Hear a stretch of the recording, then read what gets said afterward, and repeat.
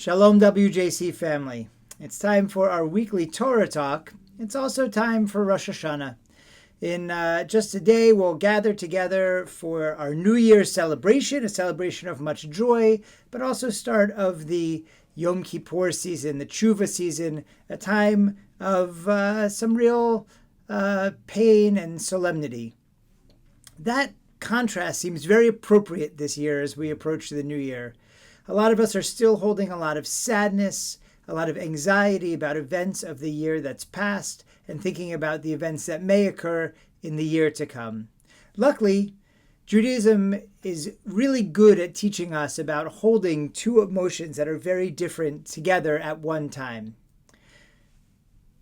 That helps explain why we have our New Year's celebration and our celebration or our commemoration of our seeking our way back to the road that God laid for us that we may have strayed from, right on top of each other.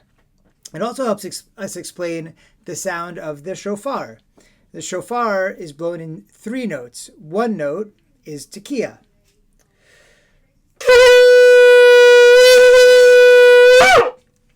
Tekiah is the trumpets, the blast. It's supposed to be a joyful declaration of the approach of the sovereign, in this case, the sovereign of sovereigns, God.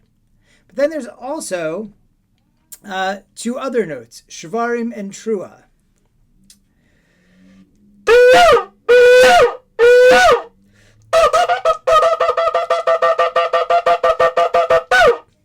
Shvarim and trua are supposed to sound like sighs or crying, wah, wah, or trembling.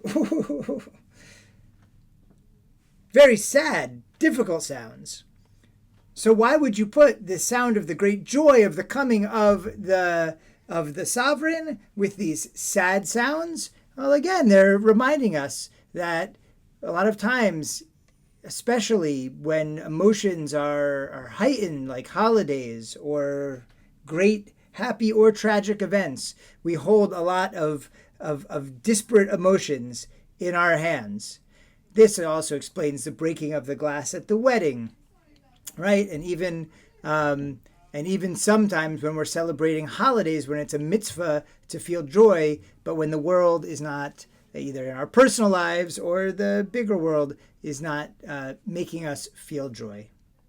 So my Rosh Hashanah blessing for you this year is that you are able to hold these two emotions together. That we remember that part of Judaism's purpose is, even at difficult times, even at solemn times, to help us remember just how to find the joy in the world, to find the beauty, to find the holiness. That's what our faith is about. It's what our mitzvot are about.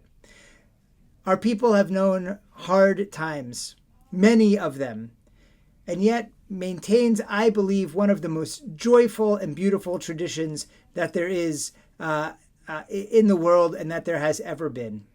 May we all embrace the joy and the beauty wherever we can find it this year. May we have fewer reasons to lament and to feel sadness. May all of our hostages return home soon. May peace return to the Holy Land and to our lives here in America and all around the world.